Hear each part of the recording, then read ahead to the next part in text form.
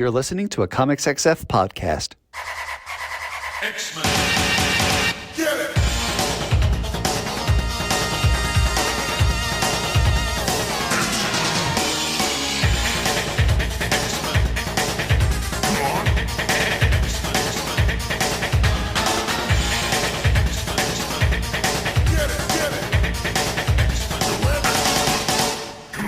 Hey everyone, and welcome to another exciting episode of Battle of the Atom. This is your weekly X-Men podcast where we rank every story from A to Z. I'm Adam. Are you Adam? Are you? Are you? I'm Zach. I'm the bad boy of X-Men podcasting. I am a werewolf in a skin suit. I am some other things, I'm sure, that I have gotten to say. Including you just did a great impersonation of the angry Claremontian narrator as dubbed by Explain the X-Men, because you know what? I know that spiritually the angry Claremontian narrator is ever present. Yeah. I do know that literally the angry Claremontian narrator appears just a couple of times, but I love that Jay and Miles have ingratiated the angry Claremontian narrator into all of our souls. Oh yeah. Yeah. And it was fun revisiting this in one of the issues we're going to talk about today. I love today's theme, but before we get to it, Zach, you specifically texted me very excited about an announcement that Marvel made today, which is surprising because such an anomaly. Normally when Marvel makes an announcement, I'm usually groaning. I had missed this one somehow.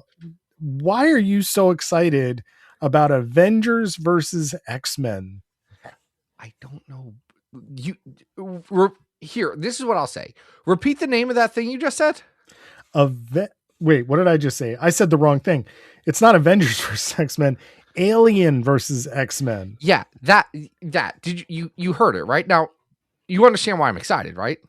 I say it again. Say it again. Say it again.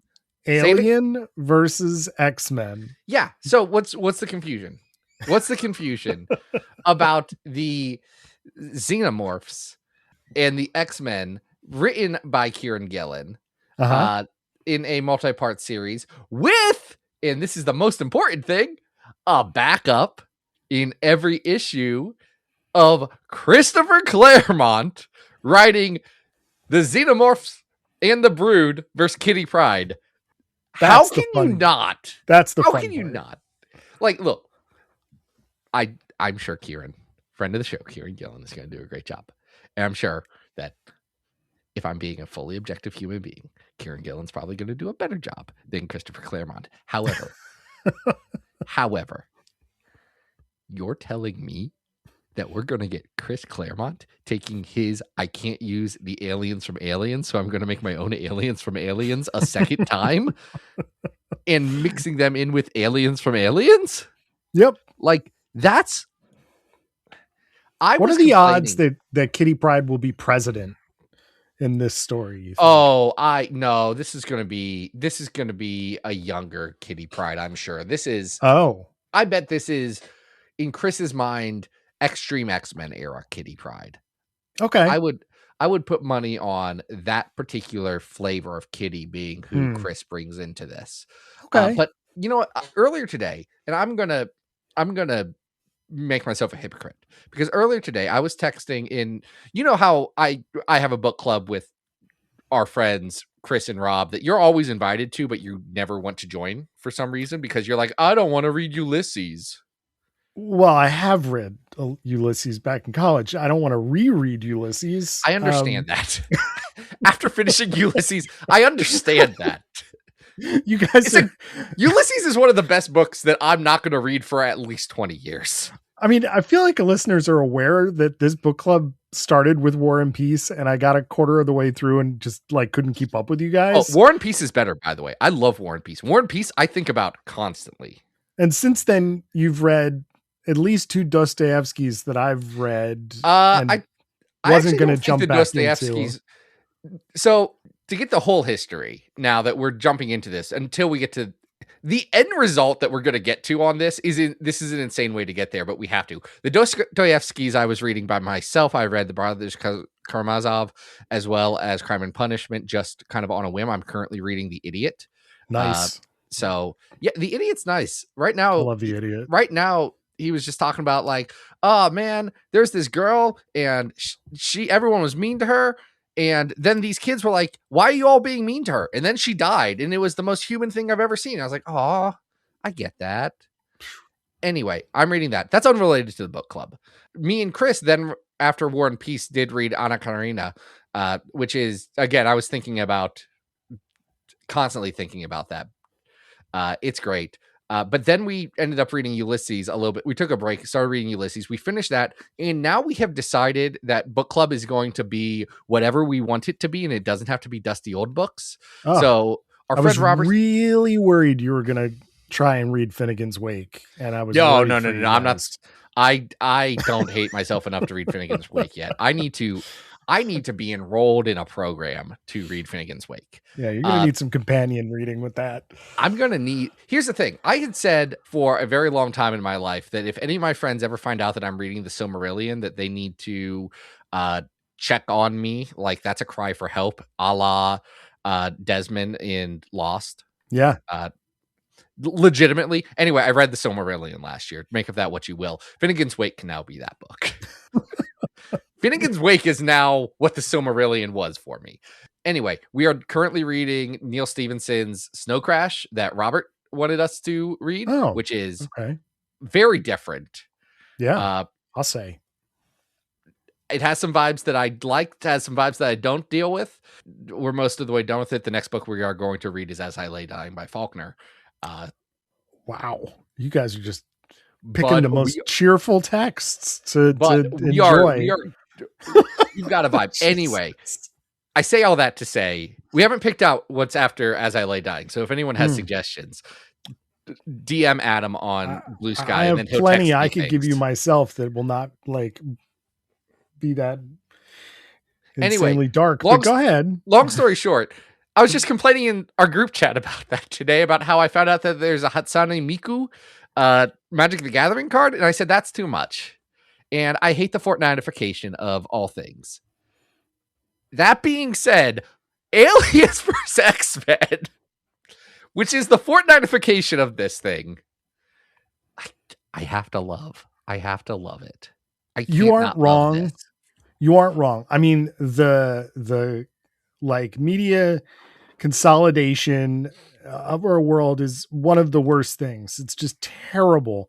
And it continues to like degrade our society and our culture, but it occasionally does offer these bright notes where Chris Claremont is in an Ouroboros with himself in being inspired by going to the movies and now is going to get to write these two things. I think the only thing that could make it better, and I know this won't happen, but they haven't announced the artist that Claremont's working on this with. Mm-hmm. Only thing that could make it better is if he was like, yeah, and I got Walt Simonson to draw it. Yeah. Because Walt Simonson, of course, did the adaptation of the original Alien comic, which low-key is incredibly amazing. Like, it's awesome. Actually, not even low-key, high-key. It's just like a really good comic book. Yeah, it's great. As are the comics we are talking about this week. Yes, unrelated to all of that. No, I promised you that we would get into it. But we do have a really great request today from who, Zach? This request comes to us from Patreon supporter Ryan Frazeo. If you want to be like Ryan, you can go over to patreon.com/BallotOfTheAtom, reach deep down into your hearts and pocketbooks and toss a couple of coins into our coffers at the $5 a month level. One, you get early access to episodes. And you know what? Zach has been posting those before Sunday at 8 p.m., slightly ahead of the Monday morning posting of the regular episodes. Zach has been doing those on Thursdays and Fridays recently. So that's an actual real benefit with tangible values. But more important than that, you get to pick a whole episode based around one of your suggestions. And then if you're there for a year, you're going to be qualifying for one of our double dips. And we'll talk about that next time we're double dipping.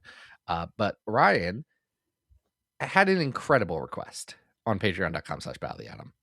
Ryan said, hey, can you do a whole episode about times when Cyclops just screwed up really big. And then 5 minutes later sends me a follow-up message that says, I need to be so clear. I love Cyclops. And I said, we all do. No, Yeah. that's the request that comes from the soul of a true comics fan, because there's certain levels of comics fan. And I feel like at one level, you don't want anything bad to happen to your favorite characters. And then when you start to love them deeper and appreciate comics more, you only want bad things to happen to your favorite character. I think especially that's Cyclops. true. I don't want good things for Cyclops. That's the truth of the matter, is that I do not want him to have a nice day. I want him to suffer. And he does quite a bit. He messes up frequently. He gets angry. He You're telling me that Cyclops may not always be right? That was my least favorite thing, by the way, when people were like, Cyclops is right. I said, I understand the sentiment, but you're really need to like read the comics. I'm begging you to occasionally. read. Cyclops has been right. Cyclops is not right in all that he says and does. No, and Cyclops is flawed. That's a big part of what we're talking about today, including this first comic book, which this is kind of a milestone for us. With covering this issue, this means that we only have 8 total issues that we have not covered in Uncanny between Giant Size and 200. So this is Uncanny X-Men 96. This is written by Chris Claremont with help from Bill Mantlo. It is penciled by Dave Cockrum, inked by Sam Granger, colored by Phil Rachelson. And obviously this is right after Thunderbird dies. So Cyclops right after Thunderbird taking that lonely walk behind the mansion, and he is pissed. It's so good because you get people think of Chris Claremont as the guy that you're excited about coming back and writing Avengers I did it now. Come back and doing, I know you're screwing me up here. Aliens versus X-Men or Alien versus X-Men. That's what you think of Chris Claremont now. But Chris Claremont in 1975 was like early 20s guy who had no real, like, he went to theater school and then got a job as a gopher at Marvel and eventually was just around when they needed someone to write X-Men. That's how you used to be able to write X-Men for until Joe Casey. Yeah. Or not Joe Casey. Siegel and Kelly, I should say.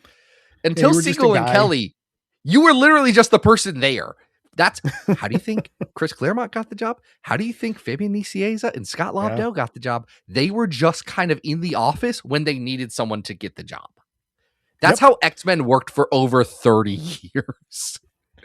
Yeah, but we lucked out because, Claremont is willing just to do weird, wacky stuff. He's figuring out what this book is.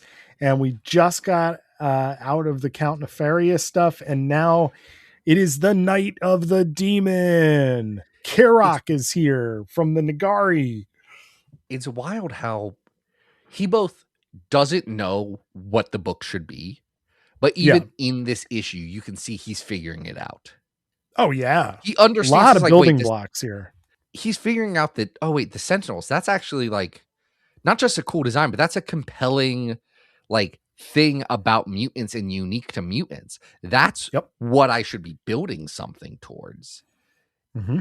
And that's, you get some stuff with Stephen Lang in this. You get some stuff with, what's his name? Rossi, Michael Rossi, who I only know as a dead guy. And I was like, wait, is he from other things?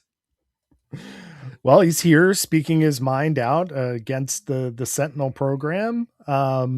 You get some good Danger Room stuff in this issue where we're starting to see, Claremont's Wolverine tries to kill a guy. He does try to kill Nightcrawler. Nightcrawler bamfs away, and it's still a work in progress. The characters they're very much themselves from the get-go, but there are parts where you start to see that he's still figuring out. Like at one point, Wolverine yells, "Holy Hannah!" And you're like, okay, well, maybe Wolverine isn't quite Wolverine yet, but he also did just go into like a berserker rage in the Danger Room. So, That's so 90s. Yeah. But for the most of this issue, they are battling Kirok, this one-eyed sort of embodiment of rage from another world. And so it's so important how they start fighting this random demon that feels like I don't want to point fingers. This feels like Bill Mantlow's addition to this comic. What if they fought this weird demon monster? Yeah. That just happens to come out of a lawn statue. So Cyclops is being assaulted by the narrator. Like this is great. He is literally, when we joke about the angry Claremontian narrator, I cannot emphasize enough that there are 3 pages of Claremontian narration asking rhetorical questions like, you remember what happened next, don't you, Cyclops? And what happened after that? Thunderbird hadn't gotten out, and you and the X-Men had saved the world from nuclear holocaust, but you lost a man to do it. And try as you might, you can't balance those scales in your mind or in your heart. Can you, Cyclops? Can you? And then Cyclops shoots his laser beams out of his eyes and destroys this Karen. And he's like, oh man, I shouldn't have done that. Whatever. I guess I broke this thing. I don't know. The professor seems to have this on his lawn for some reason. It seems like it's cement. It's probably not a big deal. I'll run down to the lawn and garden store and pick him up a new one later. I guess I can't worry about all the things I've done, like had the soldier die. And then he just goes back home. Yeah. But I mean, this is very critical to the way in which Cyclops is going to operate for hundreds of issues of comics. When something is like bad has happened, he really does sulk and runs away and inevitably causes trouble. And this is just a great early example of that in the Claremont run. It is so good because Cyclops' only defining quality was that he was the leader. Even throughout the 60s, even when they try and give him a little bit more flavor, he's just the leader guy. And he pines for Jean. But those are like, that's what he has going. And Claremont, super astutely, is like, wait, okay, what do I want to do with this character? Well, he has to be more defined than just the leader. Well, what if leadership like actually weighs on him? Because we already know that can be melodramatic with girls. What if he's just melodramatic, period? Mm-hmm. And that really works. And you see the pain of that in this issue because he lashes out. And then a demon shows up and they all have to fight a demon. Now, why is the demon there? Because there's a demon portal in Xavier's backyard. Don't worry about it. Yeah. This issue is also notable for 2 other things. I think number 1, it is the first appearance of Moira McTaggart, who shows up as the quote unquote housekeeper who can absolutely be trusted.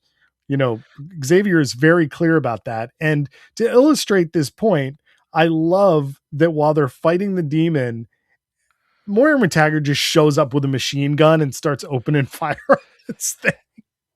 It's so Claremont creates Moira McTaggart in such an incredible way because it's like, I'm just a housekeeper. JK, I've got a gun. Yeah. And it's very clear. It's like, oh, so she's not the housekeeper. This is a weird ruse that you're putting on, Charles. I don't know what it is. And the real answer is that Claremont also didn't really know what he was doing. And he was like, it's a twist in the middle of the issue. Mm-hmm. And the better answer is, Moira X. Look at how weird she is. Look, she does guns. Yeah, I think the other notable thing about this issue is that the whole issue with the portal is solved with a giant storm lightning strike. But in getting to the source of the portal, Storm is fighting off all of these memories of her life. And so we do get some small flashbacks to her childhood and the claustrophobic event, which haunts her throughout her entire life. And, these are touchstones that Claremont is going to keep revisiting and keep expanding on throughout the next 16, 17 years. But here it is, he's starting to do it. That's what's special about X-Men, is that he very early on wants the comic to be more. Like, Chris Claremont is not satisfied just doing a generic superhero comic. He's like, I've got these new characters. I've got a chance to do something interesting. It's 1975. I'm not just going to do a Silver Age Stan Lee, Jack Kirby comic. I'm going to do something that is pushing the boundaries, because the folks that he was reading, like Steve Gerber and stuff like that, like the folks he was looking up to were pushing boundaries in some way, and he has his own flair to it. And frankly, in a lot of ways, kind of beats the tar out of everyone else by the end of it. Oh, absolutely. Like, absolutely. You're telling you look at, like, who would he be reading? Jim Starlin and stuff. And it's like, yeah, no, Claremont took these guys who were pushing the ball forward and saying, watch me run with this. And that's really cool to see even early on. And early in his run, there are still warts in it. It takes a little bit for X-Men to really become X-Men. Like, I don't think it becomes unambiguously, this is X-Men until Proteus. Like, I think there's there's like a 5-year growing period there. Yeah, but there's so many building blocks in these early issues that they're great. They're still, like, this issue was a lot of fun to read.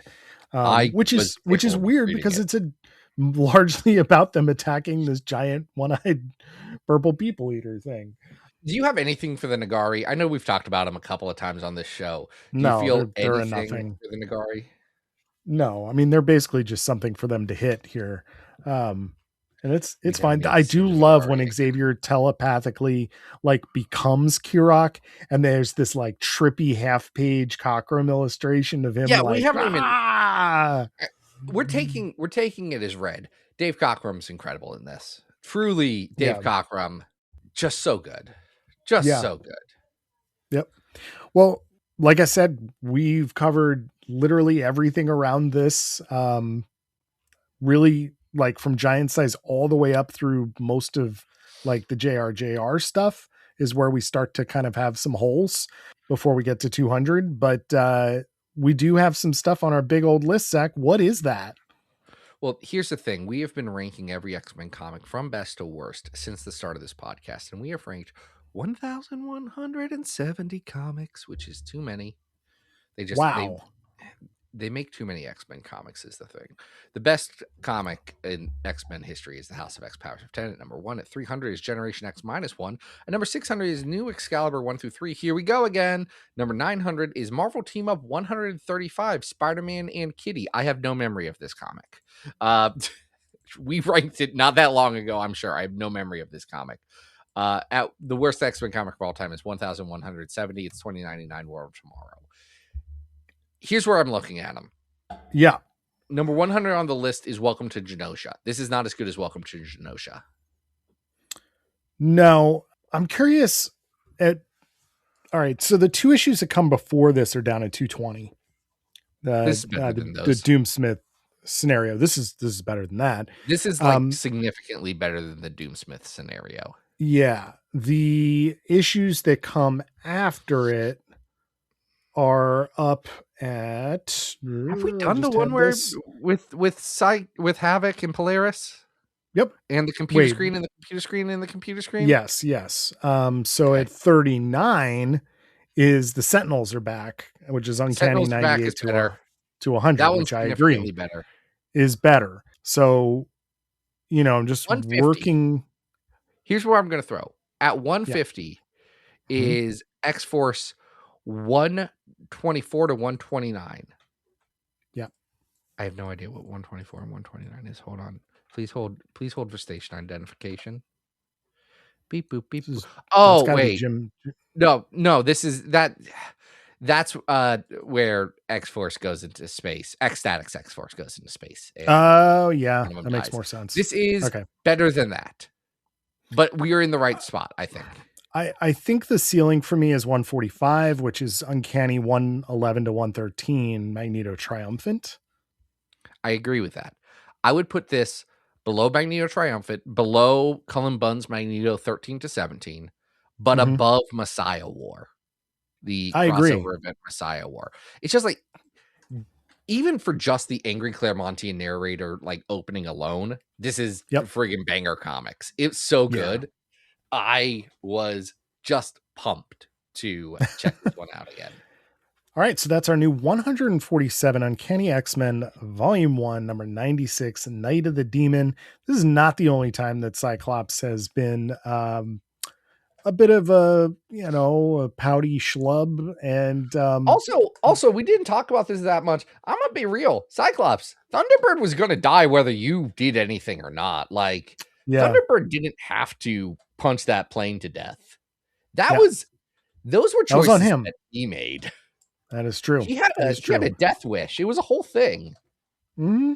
This next one, I'd say, is also pretty important story. I thought you were about to say also not Cyclops' fault, and I would say, well, oh no, this one's fairly unambiguously. This next one is absolutely Cyclops' fault. These are 2 issues of X Factor Volume 1, number 13 and 14. These are the issues where Cyclops pretty much loses his mind, trying to figure out what happened to Maddie and Nathan. And at the same time, a master mold, not a master mold. It is the master mold. The master mold, but inhabited by the consciousness of Lang, has come to Stephen Earth Lang from Project Armageddon. Yep, has come to Earth to destroy the 12. Wait, hold on. So is Bastion? I know Bastion is Master Mold mixed with Nimrod. Yeah. Right. But the Master Mold that mixes with Nimrod is also Stephen Lang? So is Bastion Stephen Lang Nimrod Master Mold? That's a great question. Because like the Master Mold that mixes with Nimrod is the Master Mold that fights them in the Outback era, but that would still be this Master Mold, right? But is it a new bespoke Master Mold? I honestly don't remember. But is Lang one of the people that gets brought back by?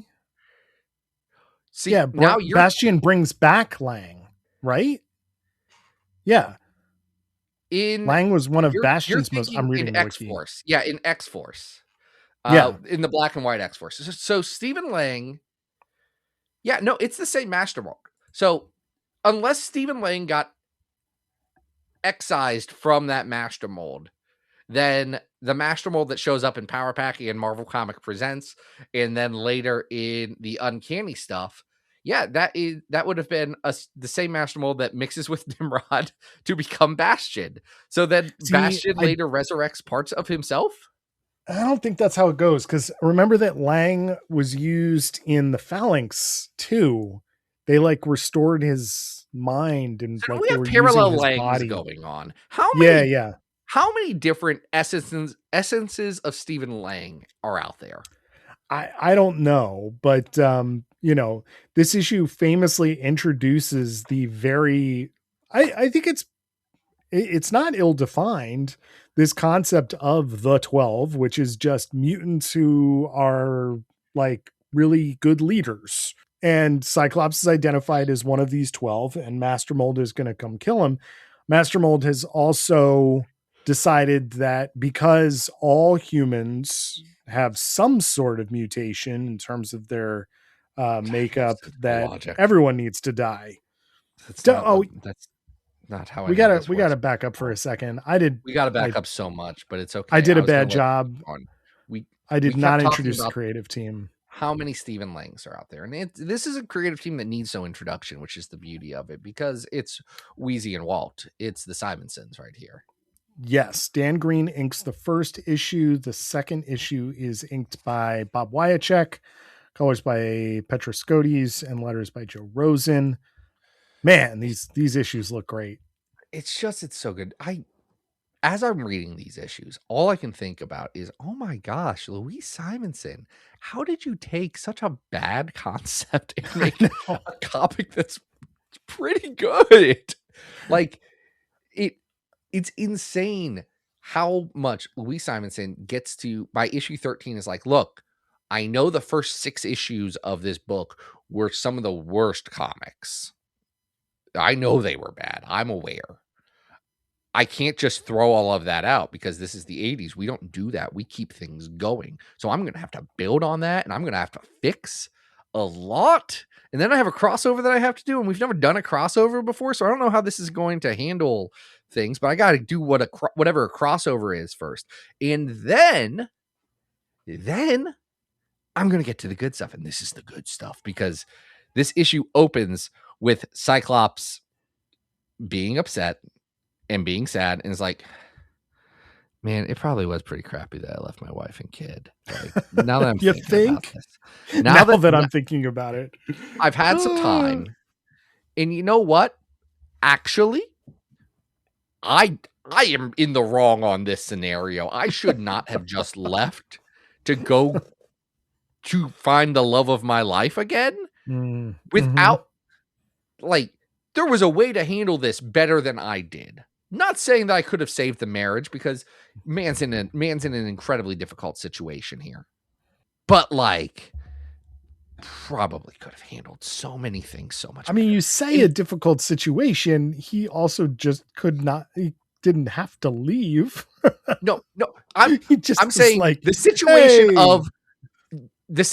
"Hey." of your soul-bounded love of your life fiance who you thought was dead in the most tragic way ever comes back, but you're married to someone who is nearly identical to her, and you just had a child with that person. That's a rough situation, and there's not a great way to handle it, period. Cyclops did find the worst way.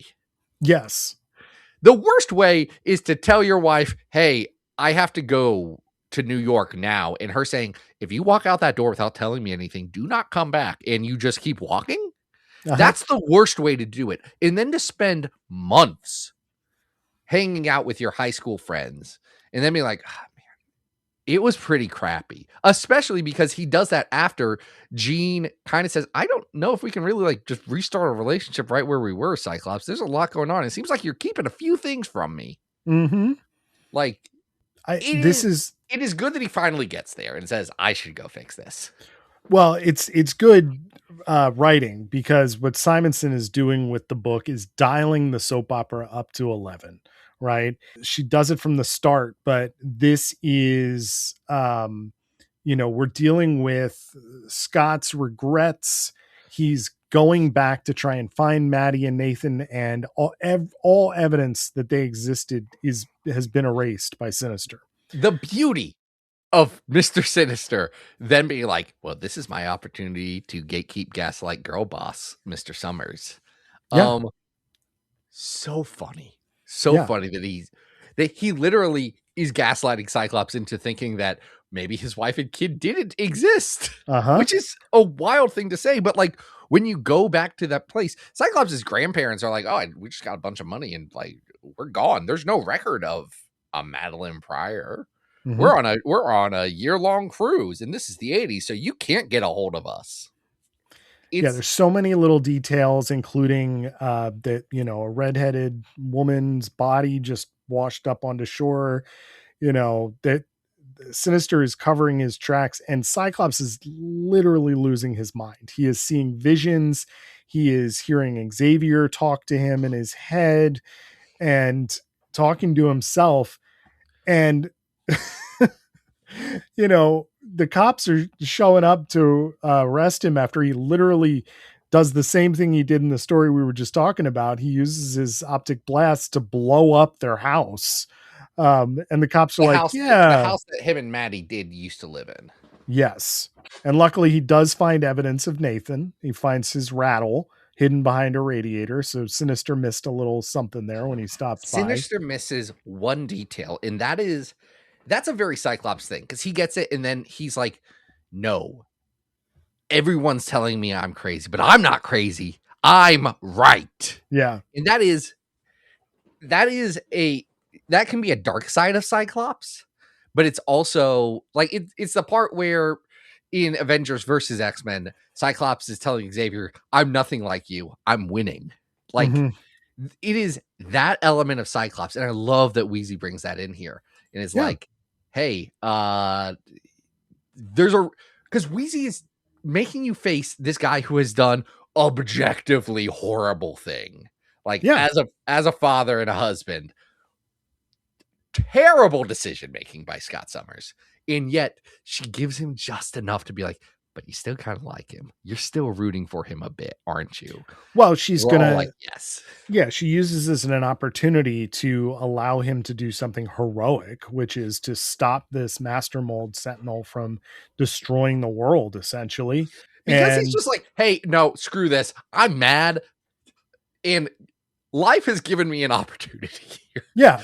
Life has given me, I'm so angry. And you've given me something to punch beam. Well, and he goes from, this is something that'll come back in the next story we talk about. He goes from, I guess I'll go with the cops. You know, these handcuffs can't hold me, guys, but still, I'll go with you. I'll answer your questions. And yet then they get attacked. One of the cops does get skeletoned. Oh my God, that's so well drawn by Walt. When that cop is like, freeze, and is like, zark. And the freaking guy turns into a skeleton. A couple of dudes in this comic, and it's funny every time. Yeah. So you get this great action sequence that ends. I will have to say, yeah, Master Mold is a little based here because after he skeletons the cop, he says, "The world teems with your kind, mutant, but now there is one less." And I didn't read the word mutant at the first, and I was just like, man, ACAB Master Mold, I get it. So I guess he stops Master Mold by blowing up an oil refinery, but then also Master Mold is still coming at him, sees pieces of himself, and does he blow up the how does it end? I'm trying to remember, because he's like a head and a hand. Cyclops wins people get mad when like Miles Morales does his Venom sting to win. Yeah. People don't get mad when Thor hits somebody with a hammer and lightning to win, and people sure don't get mad when Cyclops does what he does to win, which is laser beam things with his punch laser eyes. Mm-hmm. That's what he does. He just lasers harder. Because here's the thing about superhero comics. When they win, it's just because they win, because that's the way the story is supposed to go. So he wins by doing what he does, which is laser eyes. When all you have is laser eyes, everything looks like a nail. And yet, while we're seeing this kind of, I don't want to call it a redemption arc, because Cyclops still comes off looking absolutely terrible. It's not a redemption. It is reconciliation. Okay, I like that word. It is him coming to terms with, hey, I messed up.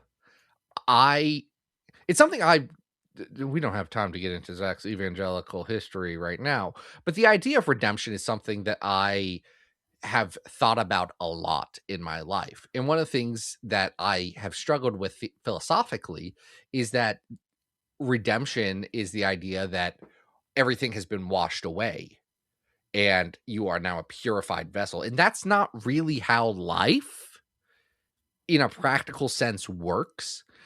And like, Scott can't be redeemed, because you can't unscrew that sheep. You can't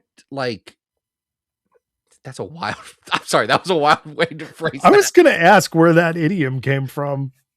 This is Zachism? No. It's an old Irish say. I don't even know if it's an old Irish say. It's an internet joke about how a guy I saved so many people, but they don't call me Steve the People Saver. I ate 400 steaks and they don't call me Steve the Steak Eater, but you screw one sheep. Jesus Christ. Yeah, that's the guy with the redemption. We'll get there. Okay. No, but you can't change that. You can't put the genie back in the bottle. You can't. But what you can do is come to terms with the harm you've caused, try and resolve and fix what you can, or at least rebuild what you can. And otherwise, we just have to keep on living and doing better the next day. And that's what this is for Cyclops. It's saying, I screwed up. I'm trying to fix it. I can't. Sometimes life's just like that. So what am I going to do?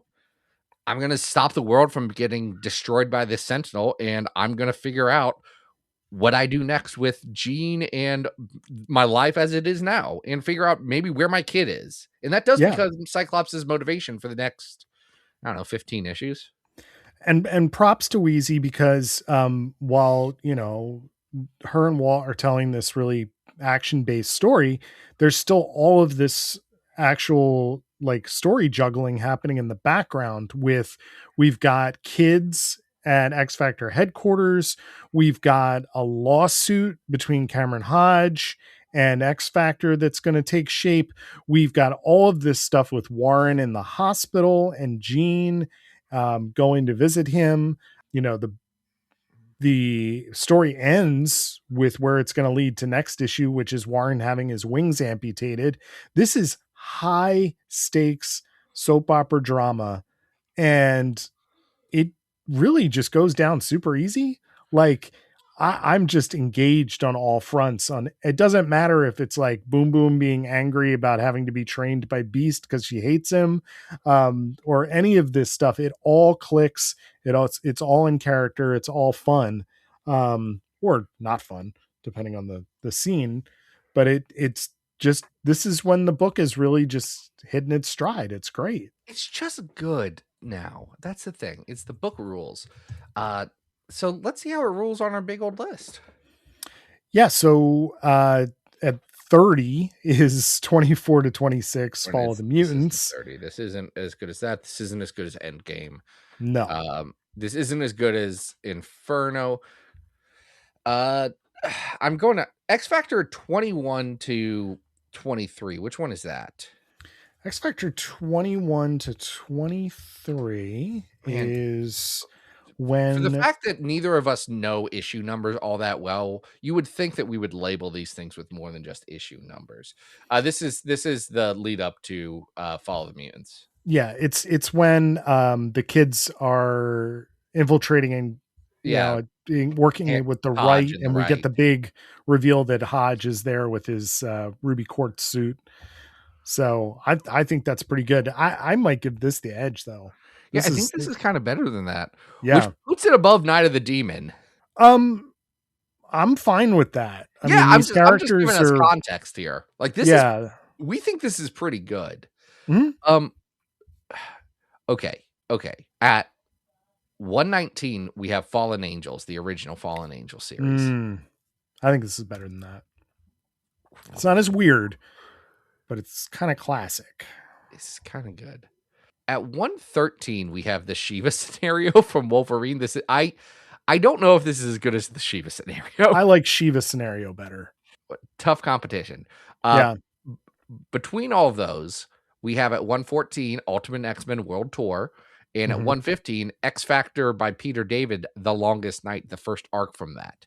I think this is better than both of those. I think this can be our new 114. Great. All right, our new 114 is X Factor Volume 1, 13 and 14, the Master Mold arc. We didn't really get into the 12, but it's kind of a nonsense thing, but it does set up the idea that we have to stop the 12. Yeah. That's it. Yep. He doesn't stop the 12, and we all suffer for it, but yeah. Well, we've got one more opportunity to look at Sour Grape Scott here. This is from the Bendis era, Uncanny X-Men Volume 3, number 32. This is written by Brian Michael Bendis, penciled by Chris Picciolo, inked by Tim Townsend, Wayne Foucher, Mark Irwin, Victor Olazaba, Alve, colored by Chris Picciolo, Rain Barreto, and lettered by Joe Caramagna. Can I just... Oh, go ahead, please. Before we actually talk about the content of this issue, I do just want to note that despite the main cover being really cool, which is incredibly good main cover. Yeah. Cyclops in his Racer X red outfit and surrounded by older like AU versions of himself, including AOA. He's laying on the ground in all of his different costumes. And it's like Cyclops. Spiritually, it's Cyclops looking at all of his other mistakes, including Ultimate Cyclops and AOA Cyclops. And it's great. I think that's a killer cover. It's not as good as the cover right before it that Picciolo does, which should have been the cover for this issue, which is Cyclops and Havok fighting. But I digress. But I do want to call attention to the variant cover to this issue, which I have hanging in my office. Not the original, of course, it's just a print, but Phil Noto drawing a 60s style Magneto and Emma on a motorcycle. So good. So good. If you've never seen this cover, I recommend Noto you check that did like, I don't know if this started as commissions or just him drawing, or it was like something that Marvel said, hey, Phil, do this. Like, I don't know what came first. It seems like something Marvel would have seen him do once and been like, actually, let's do a variant cover series of this. But Noto did a bunch of like 60s and 70s themed X-Men and Marvel like drawings, and they're really cool if you ever get a chance to dig them up. I think it's legitimately some of Noto's best work. Also, it definitely cements this era of Phil Noto with the much thinner line weight as my favorite era of Noto. Like, I think you get the expressiveness that you get from some of his other stuff, but you don't get, or you get a lot more nuance with it, I feel, than some of the bolder lines. It's just a beautiful cover. I love it so much. I hadn't thought about that cover in a while, but it's good. I look at it every day in the office. Oh, that's sweet. I look at, I don't know, a bunch of stuff. I've started a new job, and I've had to explain to people what all this art is back here, and I just say, oh, I collect art. It's a lot of pencil and inks, or inks over pencil, some washes, a little bit of watercolor. You know, I say, oh, it's a pandemic hobby. The resolution is not good enough to be like, that's Wolverine playing basketball, though. Yeah, you don't have to get into the specifics, right? I did, and I apologize for this. I did have to move my camera so that it didn't show the Russell Dodderman X-Men 90s jumping, like that print up that I have of his. Only because I was like, I can't explain X-Men to these people. I'm explaining air conditioning to them. Someone's gonna look and be like, that's definitely X-Men. Like, that's Jubilee and Cyclops. And I was like, I have to move the camera just a bit so that they don't see that. Yeah. Everything else is far enough in the background. That one was foregrounded enough that it was bothering me. I am down low when it comes to liking comic books in a professional setting. That's usually pretty good.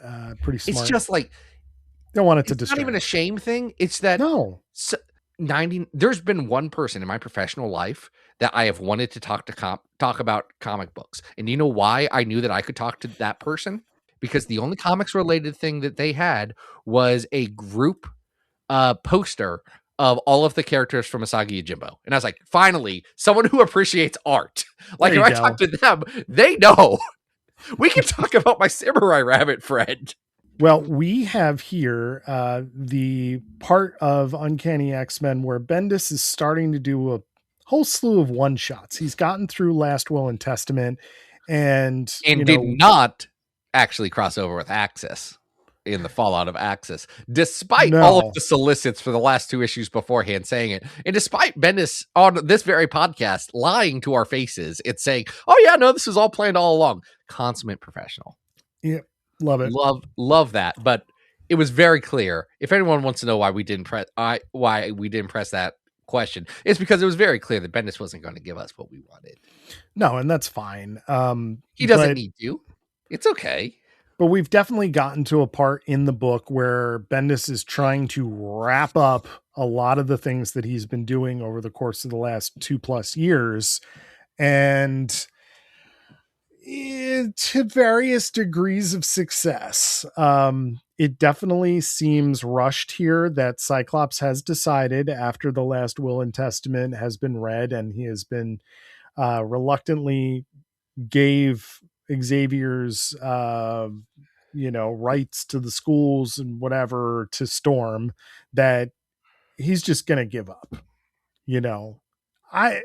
I've always thought this read a little false given what came before it, but I guess Bendis thought that Last Will would be more of a bombshell for Cyclops, but it just seems odd that after all of this posturing, I want to like kind of say two things about this. It seems odd that after all this posturing that Cyclops would just be like, yeah, I've spent all this time training you guys, but you're going to go to the Jean Grey school now. I give up. I will say the other part of this though, like, is that it is very much in character with Cyclops. It is. I don't buy how we got here, but that's because Last Will and Testament is a little messy. Yeah. I do buy the decisions that get made. Like Cyclops, Eva gets under Scott's skin and he says, "You know what? You're right. This is done." And you get him talking to two different people about these decisions. First, you get his brother. You get Havok. And here's a weird thing about Havok. This is the first appearance of Havok after Axis, where Havok becomes super evil. Havok's not super evil. Havok is not noticeably different in this comic book. He's in fact fine. fairly chill. Yeah, he's totally fine. Well, aside from having, half of his face burnt his off face from is Uncanny burnt. Avengers. Yes, but beyond that, he's an incredibly chill and relaxed guy. He's like, "Man, Scott, what the heck? Like, I know that we were kind of on different sides for the last little bit, but like, I was really hoping that I didn't have to choose between you and the Avengers because I don't know what I would do legitimately, brother. Brother, I love you, brother." And he's I like your "Why Alex voice. Your Alex voice is kind of like, hey, surfer It's because dude." I'm an X-Men Evolution child, and Alex was a Hawaiian surfer boy. Also, I was thinking of Biff Whiff's shirt brother from I Think You Should Leave. Nice. I don't know why I get Biff Whiff vibes from Havok, but it's okay. But you get that, and Havok being like, "So, what was all of this about?" And Bendis intercuts that with conversations that that Cyclops is having with Emma, who I really like how Bendis writes Emma and Cyclops a lot.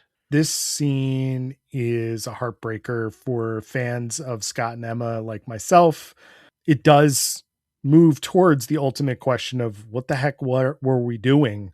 What's was this mutant revolution you keep talking about, Scott? Yeah, what is it? But I just want to back up just a quick moment because this Emma Scott conversation has so many layers to it. And it is very, very well written. This idea that Emma is saying that, hey, look, we're not a couple, but I'm still rooting for you. I am still in your corner. I'm a psychic, so often I'm exposed to many of your decision making, to much of your decision making, and I'm still rooting for you to make the right decisions, and of which I know many because I have access to your head based on my powers. And yet there is this amazing moment where she says, even after all we've been through, I root for us because when we're good, we're as good as it gets. And yet Cyclops is so damn stupid in this moment that he basically still pushes her away. And it's such a good, this issue is a bit messy. This is just they're a really good couple in this. They are a very well written, messy, dynamic relationship. And again, I like it when tension happens. I'll tell you now that it's here, I don't actually like that Scott and Jean's entire relationship is we're married and this is my wife. I don't care about that. That's not interesting. Give me, I'm not saying you have to break them up. I'm not saying any of that stuff. I'm saying that you got to give me something because you know what? Being married sometimes has its own drama to it. There are plenty of stories that you can do in that. And I don't think those are stories that every character needs. But Cyclops and Jean being melodramatic characters, like you can give them some drama, give them some melodrama, give them something. I also like Scott and Emma have something. Oh yeah. I also like that this scene reveals that Emma has complete control over her powers again. And Scott is wondering when exactly that happened and how he missed it. That's a nice subtle touch that Chris does with the coloring to show, because he doesn't really draw her in diamond form. He just uses color and like a texture to indicate that. Yes, but then also the real answer, Cyclops and Brian, is at minimum After Dark Beast was defeated, because that Yes. was the source of the powers being messed up. You were there, you remember. You wrote So- that, not us. Do you ultimately like what Scott's answer is? Because he starts this issue by saying, I'm turning myself in. I'm going to turn myself in again. I find all of that just to be like real showboaty. Like he's not actually going to do this. He's No. already been in prison for these crimes. Cyclops doesn't have a clue. And that's the revolution. That Cyclops is saying, look, I don't freaking know. I've been fighting this war my entire life. They still hate us. I've tried a lot of stuff. It seemed like when I said, hey, don't screw with us or I'll shoot you with my laser eyes, that it started to work a little bit. So I just kind of rolled with it. I love that for Cyclops, because Cyclops is a planner, but sometimes plans fall apart and you just kind of have to deal with whatever you've got going on. And I love that Cyclops is like, look, I don't actually have a plan for this revolution. I'm making it up as I go. I've tried a lot of things. They've blown up multiple of my islands. They will blow up further of my islands in the future. But like, I don't know. I'm just doing stuff. I don't know what else to do. So I'm going to try and save these mutants. And if they stop me, I'm just going to stare them down until they blink, because I guess that's all it's going to do. And if they hate me for it, they hate me for it. I don't care. I just want to like fix this because I don't know anything else. I get that as someone with anxiety. I relate to Scott so much in this issue because he's like, I don't have a plan. I'm just freaking trying to do my best. I'm trying here. That part works. I do think it's a little deflating after all of the, the posturing and all of the advertising and, we're going to put our But I also don't know how much of that, so much of that is deflating because people had brought up in their head, and advertising had very provocatively, intentionally positioned Cyclops as, is he going to turn evil and the bad guy? And if you read the stuff, which Bendis wants you to actually read the comics, because if you read the comic, this makes perfect sense. If you analyze what Cyclops is always doing, he's just doing X-Men stuff the whole time. He's just doing regular X-Men stuff. Literally, everything he has done is the same stuff that happens in Chris Claremont's X-Men. He doesn't do anything that is different. It's just that he is directly opposing a government that is being backed by some of our friends in the heroic characters of the Marvel Universe. That's the big difference here. And I think that works really well.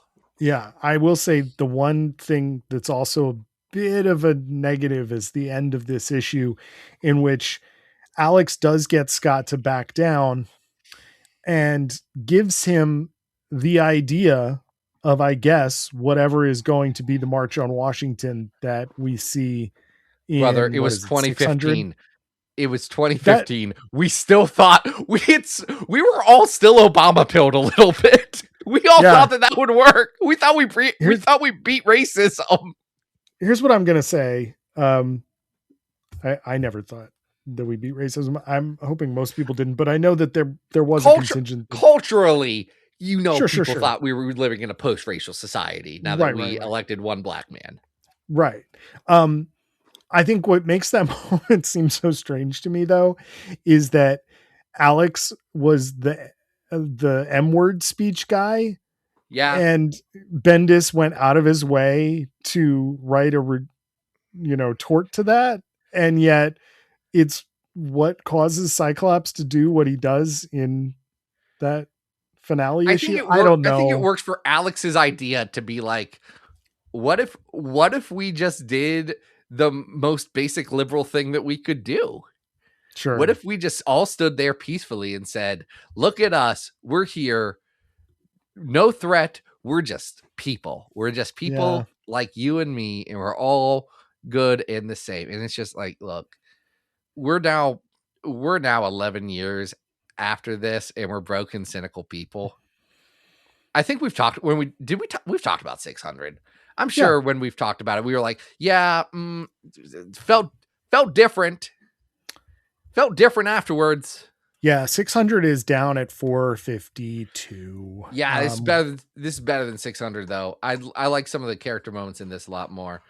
Yeah, absolutely. Last Will and Testament But is you and me both know Last Will and Testament's going to be higher than we want it to be. it's all the way up at 228. I still like Last Will and Testament, especially because of the Eva Bell stuff. The And Eva Bell stuff is good. I like this issue a lot, even though I don't like the bookends of it. I really love that Scott and Emma scene. I think it's so well done. But I don't know where you want to put this. Here's what I think.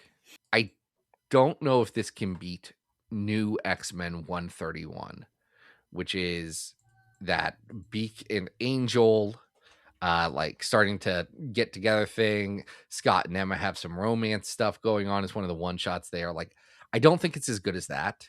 Where's that at? That's at 225. Oh, okay. I do think this is probably better than the Leprechauns of Cassidy Cape. Okay. I can get down with that. So this would be our, I think this is too high. You think 226 is too high? It might be too high. You know what? Here's why. I'm looking at, because AVX Consequences is below that. Assault on Weapon Plus is at 230. Like, Man, the reality is that Last Will is better than I thought of. Last Will is just too high. You know, it's just too high. Like, this issue has good stuff in it, but it's ultimately not. Like, at 300 is Sabretooth Volume 1. That's better. That's more fun. Yeah, look, I you're want to pull us right. back down. You're right. Here. Thank you. I had forgotten that Leprechauns of Cassidy Keep rules, actually. It's because we think of it as, man, Wolverine met some leprechauns. We don't think, hey, great stuff with Juggernaut and Black Tom and Phoenix, and there's a lot of good in there. Okay, thank you for bringing me back down to earth. At number 350, we have Cyclops 2010 number 1. I think this is better than that. Okay, because I was going to bring up 356 Trial of Jean Grey. This is better than Trial of Jean Grey. Trial of Jean Grey. I have art from Trial of Jean Grey right over here, barely visible to my work colleagues. I think this is better than Trial of Jean Grey. I think my ceiling would be like 340, 341. 340 is Excalibur. The Teeny Howard with Werewolves. Yeah. 341 is Nothing Can Stop the Juggernaut from Amazing Spider-Man. This isn't as good as Nothing Can Stop the Juggernaut. Yeah. This is probably not as good as Uncanny X-Force Volume 9. Volume 1, Volume 1, number 9 with Magneto. This is probably better than X-Men 70, though. Yeah. Which is where Maggot eats a bomb that's inside of Cyclops. We like that issue, but I think this is better. So this will be our new 343. I think it's a better place on the list. That is, thank you for... Folks, you have to understand, our podcast is called Battle of the Atom. We tend to like the Brian Michael Bendis X-Men run. It's true. I feel like that run has actually gotten to a point where critically most people are like, yeah, pretty solid. Has some flaws. Pretty good. It's not the worst X-Men in the world because they read bad X-Men then. A lot of those people then started reading bad X-Men. Like, all right, yeah. Yeah, wait a minute. In retrospect, that one was actually kind of peak.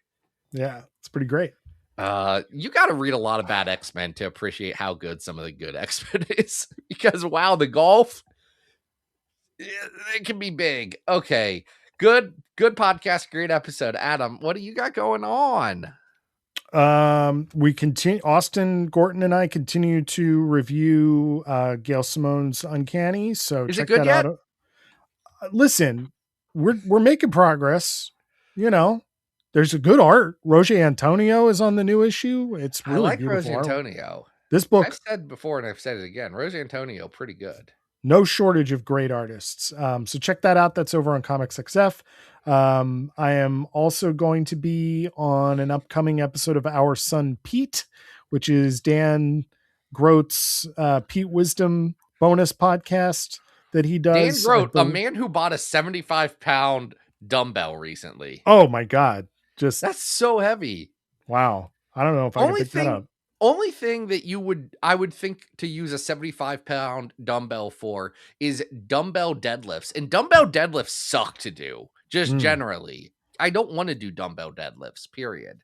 I want to use I can lift more than 150 on a deadlift. It's just, I'd rather do a barbell with that because of how much you have to get your back down with maybe dumbbells. disperse the weight a little bit. No, Yeah. it's not even about dispersing the weight. It's literally just the distance between the floor and the handle of a dumbbell versus Sure. a barbell with like 45s on it. I lift weights now, folks. I don't know if this has come up on the podcast all this much.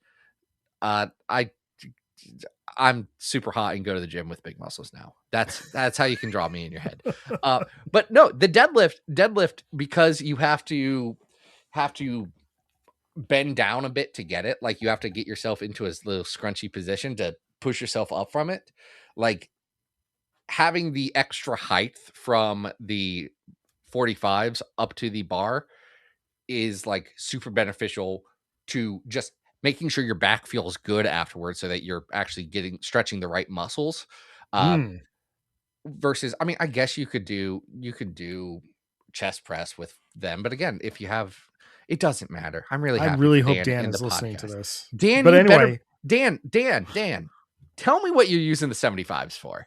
I am assuming chest press, but if you're curling those 75s, we need to talk, brother, because that's impressive.